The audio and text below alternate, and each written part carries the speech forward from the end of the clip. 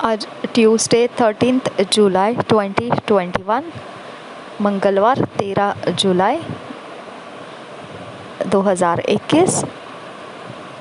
आज rhapsody of realities में pastor Chris ओयाखिलोमे द्वारा जो वचन हमको सीखने के लिए मिला है, मैथ्यू 26 चैप्टर 41 वर्स के आधार से आज का विषय है। मत्ती रचित 26 अध्याय 41 वचन के आधार से आज का विषय है, बी स्पिरिचुअली डिजर्निंग। आत्मिक रीति से पहचानने वाले बनिए। बी स्पिरिचुअली डिजर्निंग, आत्मिक तरीके से पहचानने वाले बनिए। मैथ्यू 26:41 हम वचन के आधार से इस विषय को सीखेंगे। Watch and pray that ye enter not into temptation, the spirit indeed is willing but the flesh is weak. Matthew 26 chapter 41 verse, watch and pray that ye enter not into temptation. The spirit indeed is willing, but the flesh is weak. हम हिंदी में इस वचन को पढ़ेंगे। मत्ती रचित सुसमाचार 26 अध्याय का 41 वचन। मत्ती रचित सुसमाचार 26 अध्याय का 41 वचन।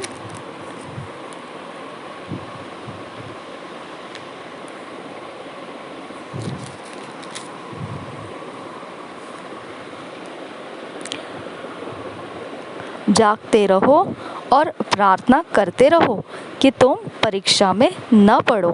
आत्मा तो तैयार है परंतु शरीर दुर्बल है। और एक बार पढ़ेंगे, मत्ती रचित सुसमाचार 26 अध्याय का 41 वचन। जागते रहो और प्रार्थना करते रहो कि तुम परीक्षा में न पड़ो।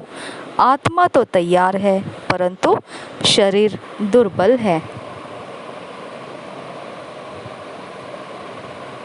God said, "My people are destroyed for lack of knowledge." Hosea 4:6. And Jesus said, "And ye shall know the truth, and the truth shall make you free."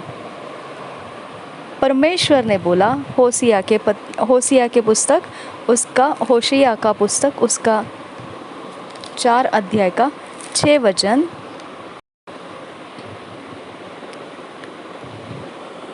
मेरे ज्ञान के न होने से मेरी प्रजा नष्ट हो गई। और एक बार होशे 4 अध्याय का 6 वचन उसका भाग मैं पढ़ रही हूँ। मेरे ज्ञान के न होने से मेरी प्रजा नष्ट हो गई। और फिर यीशु ने कहा यूहन्ना के सुसमाचार के 8 अध्याय के 32 वचन में,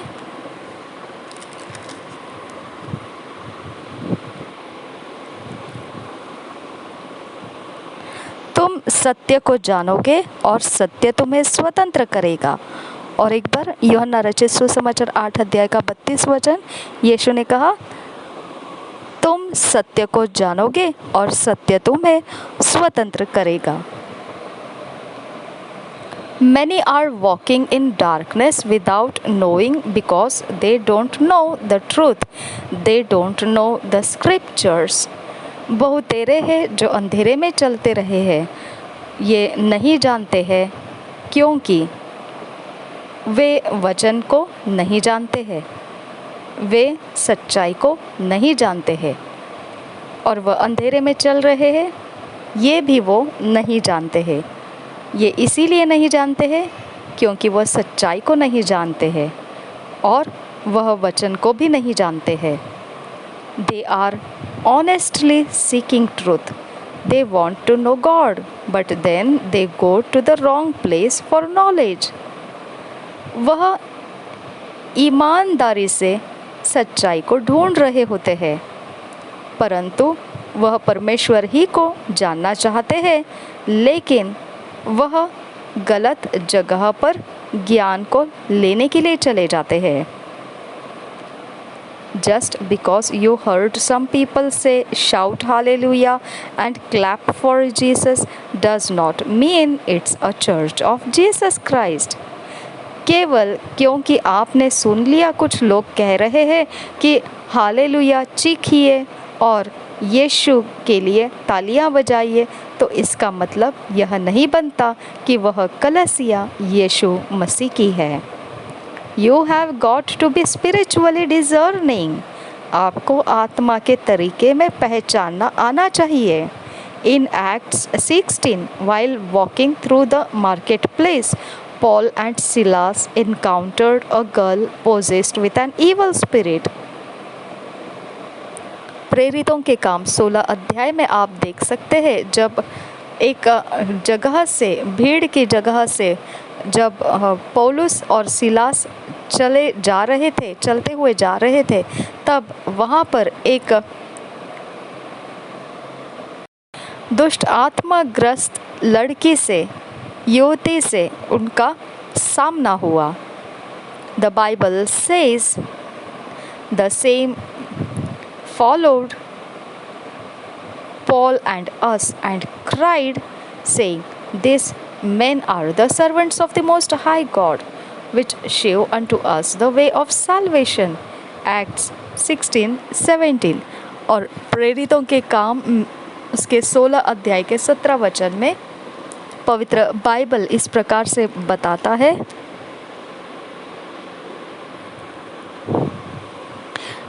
वह पौलुस के और हमारे पीछे आकर चिल्लाने लगी, ये मनुष्य परम प्रधान परमेश्वर के दास है, जो हमें उद्धार के मार्ग की कथा सुनाते हैं। और एक बार पढ़ेंगे प्रेरितों के काम 16 अध्याय 17 वचन। वह पौलुस के और हमारे पीछे आकर चिल्लाने लगी, ये मनुष्य परम प्रधान परमेश्वर के दास है, जो हमें उद्धार के मार्ग की कथा सुनाते हैं।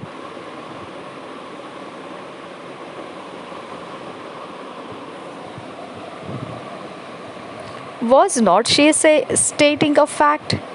क्या वह सही बात को नहीं बता रही थी, हकीकत नहीं बता रही थी क्या? She was, हाँ बिल्कुल वह हकीकत बता रही थी। But the 18th verse says, Paul, being grieved, turned and said to the Spirit, I command thee in the name of Jesus Christ to come out of her. And he came out the same hour. परंतु 18 वचन बताता है, यह वचन इस प्रकार से बताता है, वह बहुत दिन तक ऐसा ही करती रही, परंतु पौलुस दुखी हुआ और मुड़कर उस आत्मा से कहा, मैं तुझे यीशु मसीह के नाम से आज्ञा देता हूँ कि उसमें से निकल जा, और वह उसी घड़ी निकल गई। और एक बार पढ़ेंगे प्रेरितों के काम 16 अध्याय का 18 वचन। वह बहुत दिन तक ऐसा ही करती रही, परंतु पौलुस दुखी हुआ और मुड़कर उस आत्मा से कहा, मैं तुझे यीशु मसीह के नाम से आज्ञा देता हूँ कि उसमें से निकल जा, और वह उसी घड़ी निकल गई। What she was saying sounded nice, but she was being influenced by the spirit of divination. जो कुछ भी वह कह रही थी सुनने के लिए बहुत अच्छा लग सकता है, परंतु वह उस भावी कहने वाली आत्मा से प्रभावित हुई थी, ग्रस्त थी। Paul discerned this, for as she spoke, Paul was grieved in his spirit. पौलुस ने इस बात को पहचान लिया, क्योंकि जब वह ऐसा कह रही थी तब वो पौलुस अपनी आत्मा में दुखी हुआ। When the Spirit of God speaks, a child of God is not grieved. जब परमेश्वर का आत्मा बोलता है तो परमेश्वर की संतान दुखी नहीं होती है उसके आत्मा में। Rather, you are edified. इसके बावजूद आप तो सुधार को लेने वाले बन जाते हैं। When you hear a voice or a message, you have to know by what spirit such a message is coming to you. जब आप आवाज़ सुनते हो या फिर संदेश अगर आपको सुनाई देता है, तो आपने यह जानना ज़रूरी है कि कौन से आत्मा से ऐसा संदेश आपके पास आ रहा है। Many Christians have listened to the voice of Satan and mistaken it for God's voice because they were undiscerning.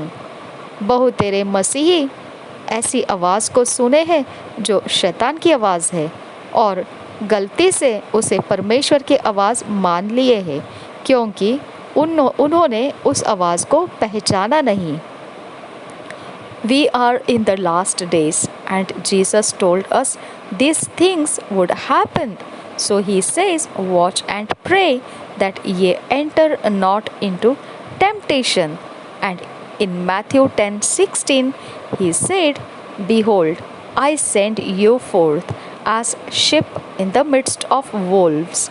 Be ye therefore wise in as serpents and harmless as doves. हम आखिरी दिनों में चल रहे हैं और यीशु ने ये सारी चीज़ों के बारे में हमको बताए रखा है कि ऐसा होने वाला है।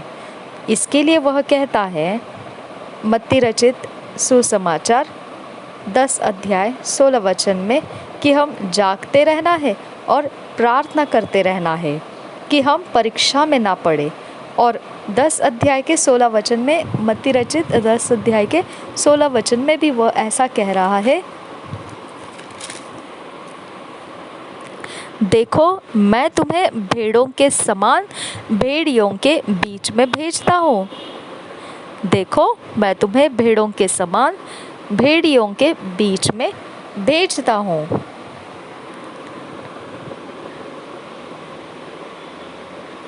इसलिए सांपों के समान बुद्धिमान और कबूतरों के समान भोले बनो।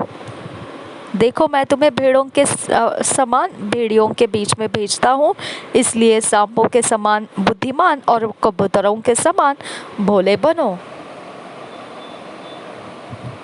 Then in Ephesians 5 chapter 15 amplified he tells us not to be ignorant but to always discern the will of God.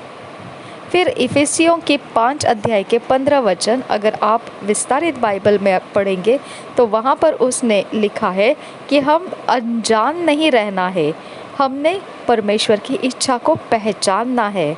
लेकिन हमने परमेश्वर की इच्छा को पहचानना है, हमने अनजान नहीं रहना है, ऐसा वो कह रहा है हमसे, और हमने परमेश्वर की इच्छा को पहचानना है।